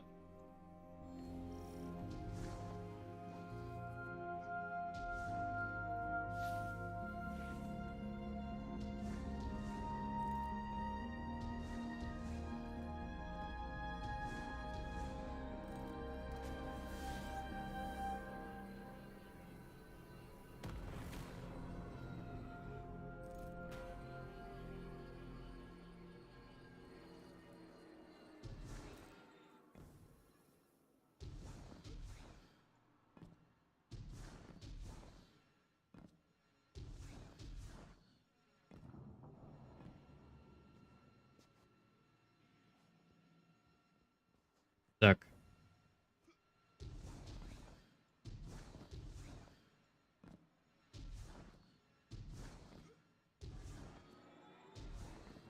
Let me out.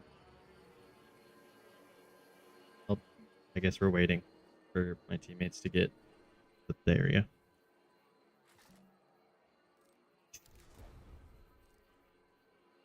Do.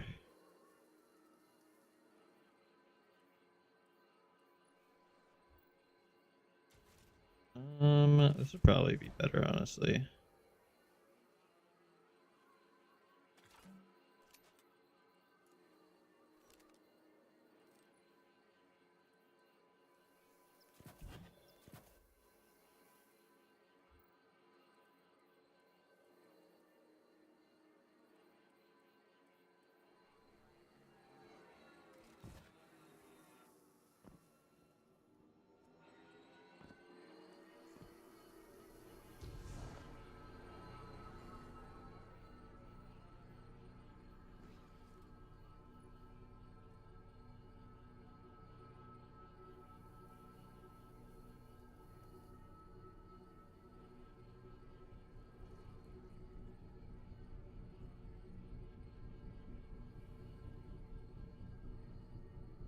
But yeah, there's no primary weapon that does that unless it's a legendary with that specific perk. I forget what it's called.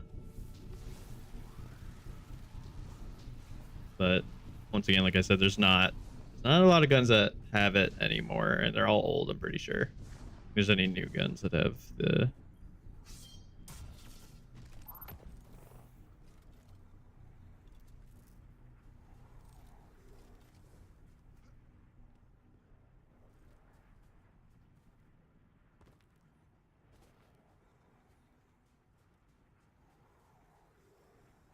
Yeah, there's a lot of good primary strand weapons.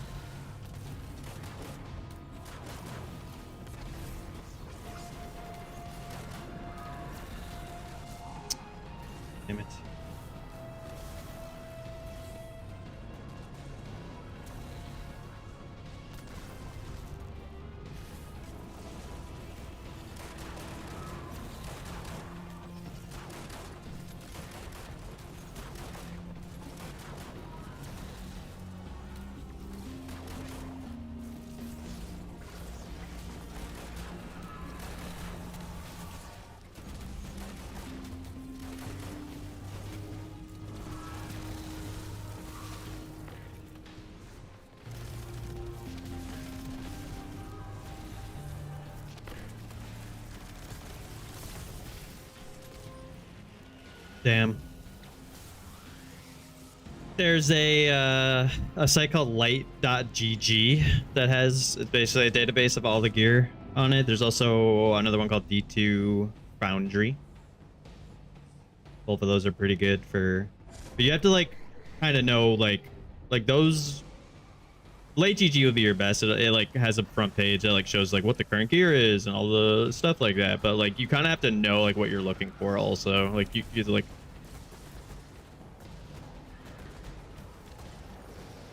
But I'm pretty sure you can search like on Light GG. You can probably search like Strand. Like just type in Strand and it'll probably show you everything that is Strand. I'm assuming.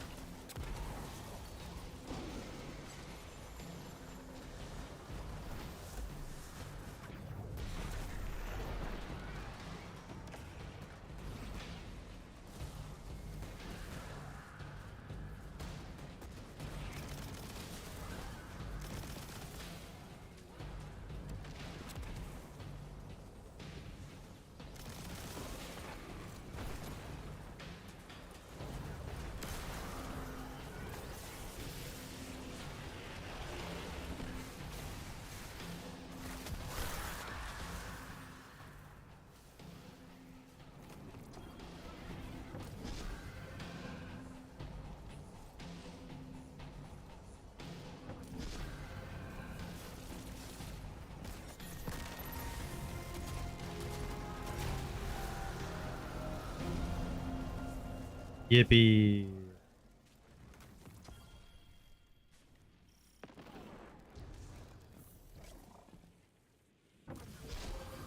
The Nine have spoken. Their answer is complete. Then we learn nothing. I wouldn't say that. Clearly, the Nine pass no judgment on dark or light.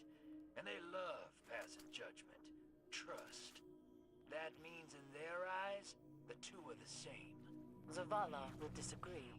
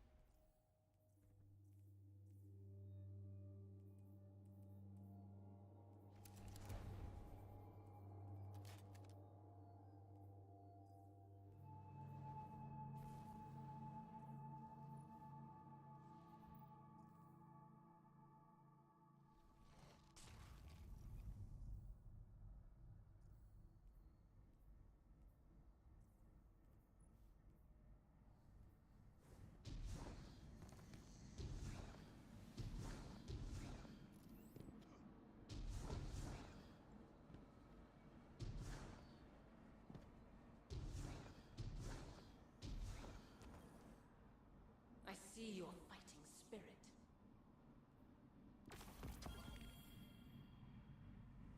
Be relentless.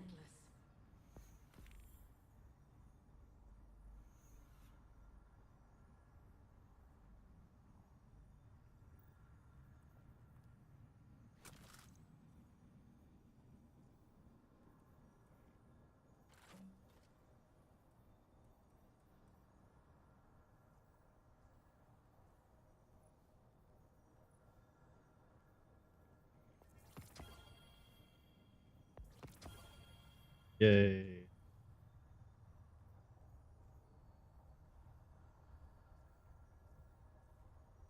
I got a shader.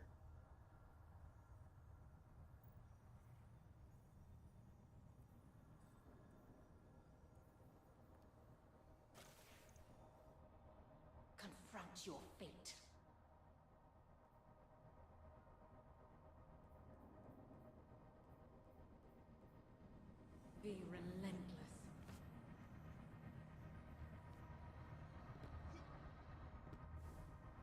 All right.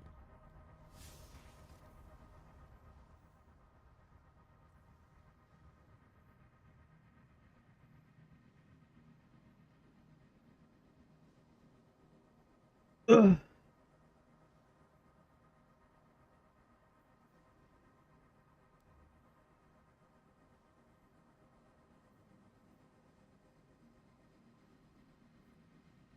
It is garden, right? It is garden. Okay, I got a farm garden this week.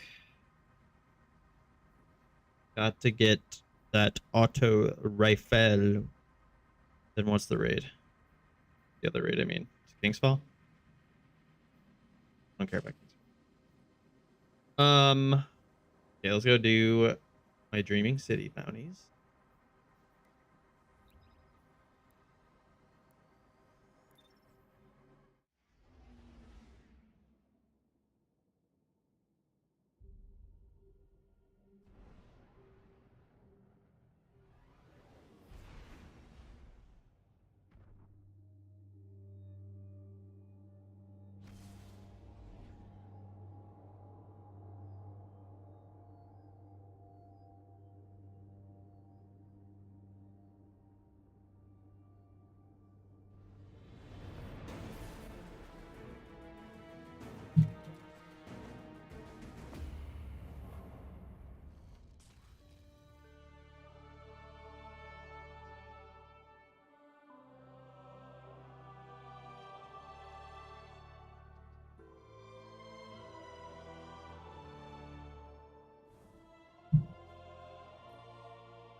Glad to see you're still in the fight.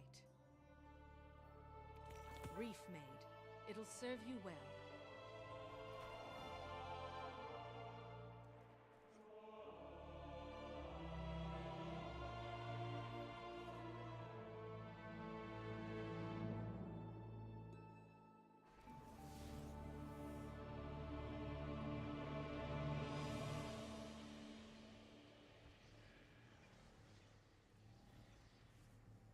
Did you find the site? Or do you want me to give you a link, Swaggy?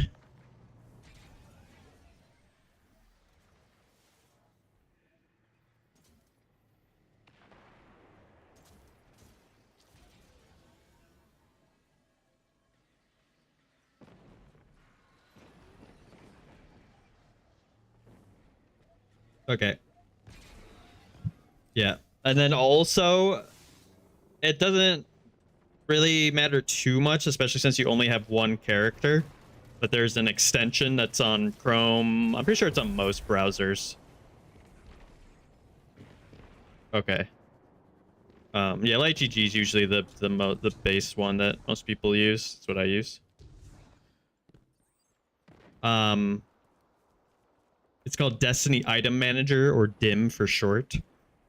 I've literally had it since like forever. It's not for like finding weapon rolls, but it's helpful for like moving things in and out of your vault. Like you can move, like I'll show you right now. Like I'm not doing anything. I can from my vault I can pull a weapon out like just like that, just by scrolling it from my vault to my warlock on the screen. So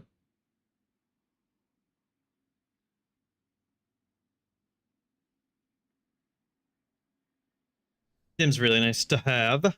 Yeah. It's more, it won't be like you probably won't need it too much right now, but like if you continue playing the game a lot, and especially if you make multiple characters, it's nice to have.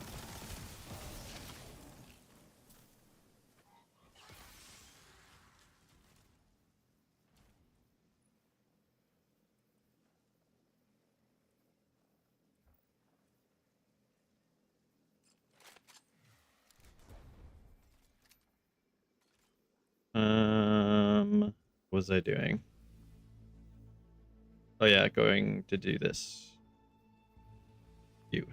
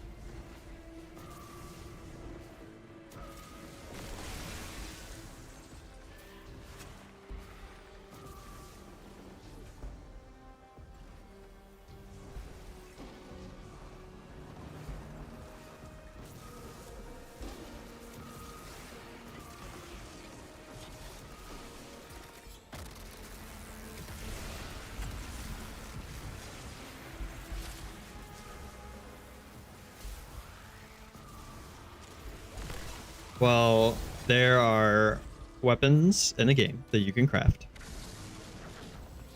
by getting red borders, as they're called. They are weapons that drop with a red border around them, and once you delete that weapon or extract the pattern from them 5 times, you can go to a place called the Enclave at Savathûn Throne World. You're going to need to do Witch Queen for that, and you're allowed to craft.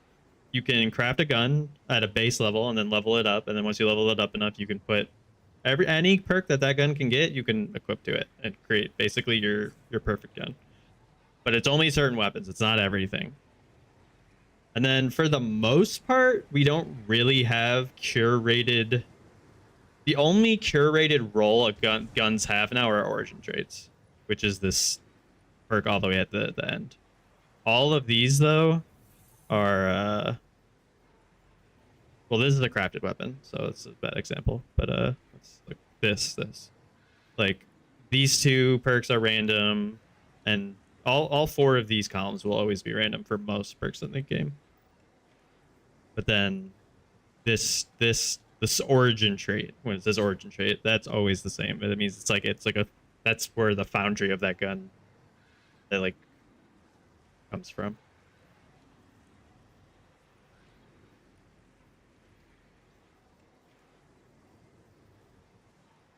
There's a lot of different ways to get crafting, but starting around like 2 seasons ago, they've kind of been not giving us crafting weapons anymore because there's been a big discourse in the community. Yes. So some guns can be crafted, but most of the guns in the game have completely random traits that they can get. On Light GG though, if you see a gun that you think seems interesting and you just type that gun's name in on Light GG, it'll tell you every possible role that gun could get.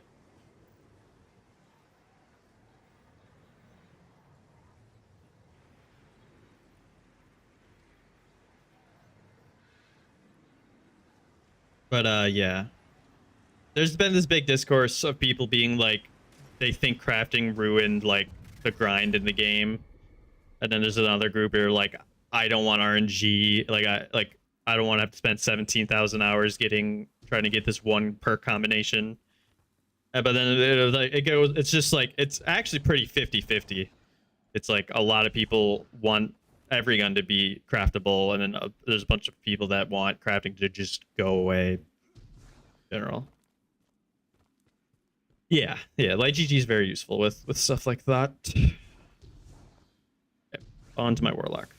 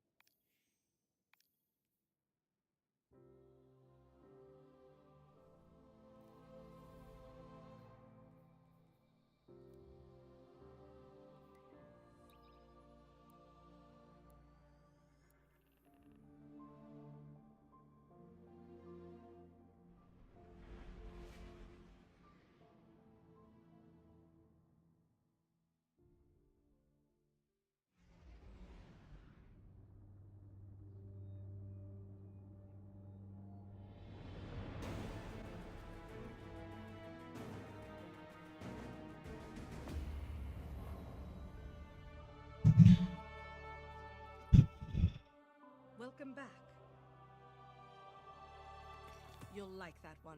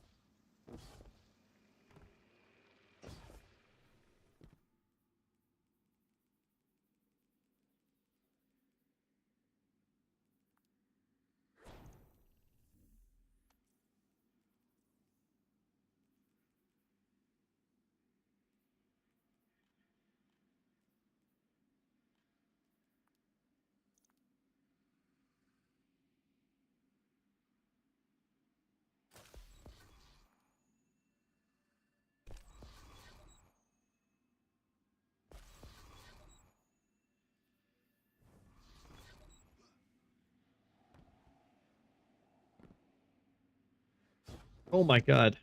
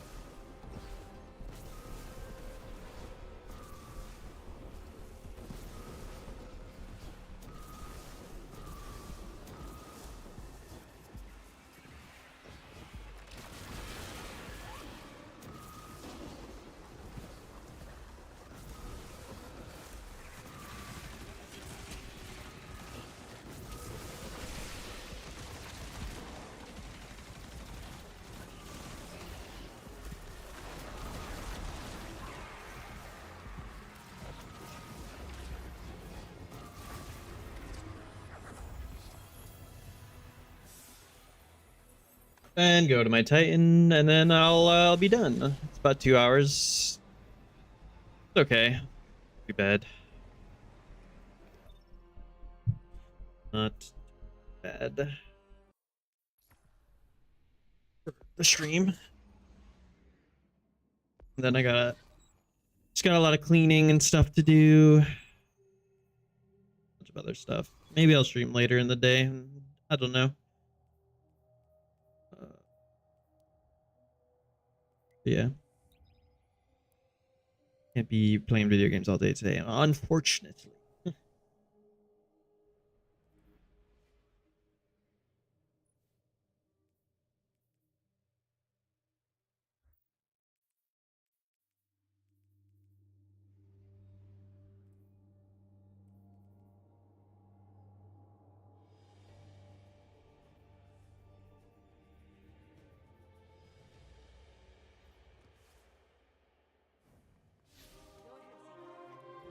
Yeah, I'm not done yet. A couple more minutes still. Gotta do this bounty, but I thought you might like that one.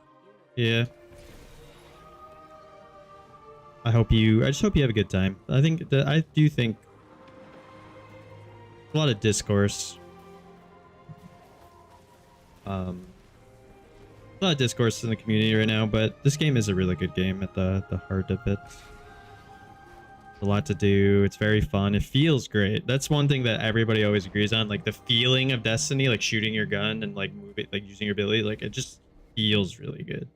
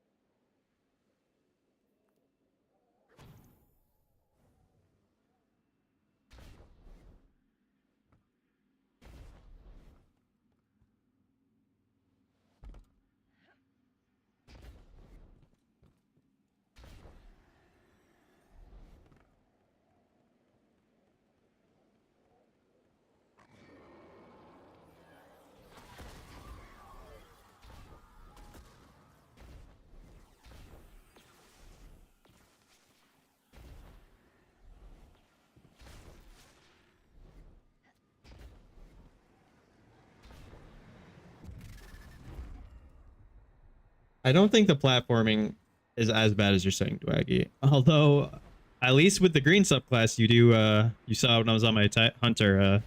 You can get the grapple grenade now, which can help you with that.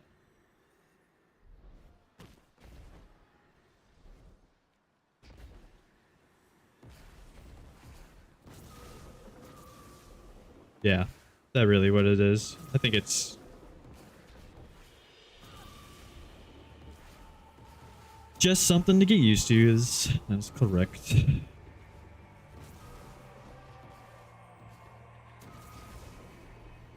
Yeah, having a grapple grenade can for sure help. The wrong way.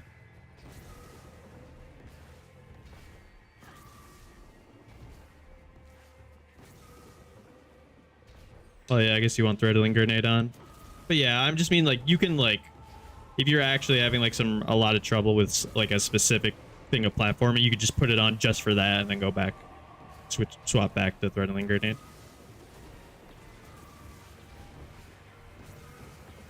The grapple is nice for that kind of stuff.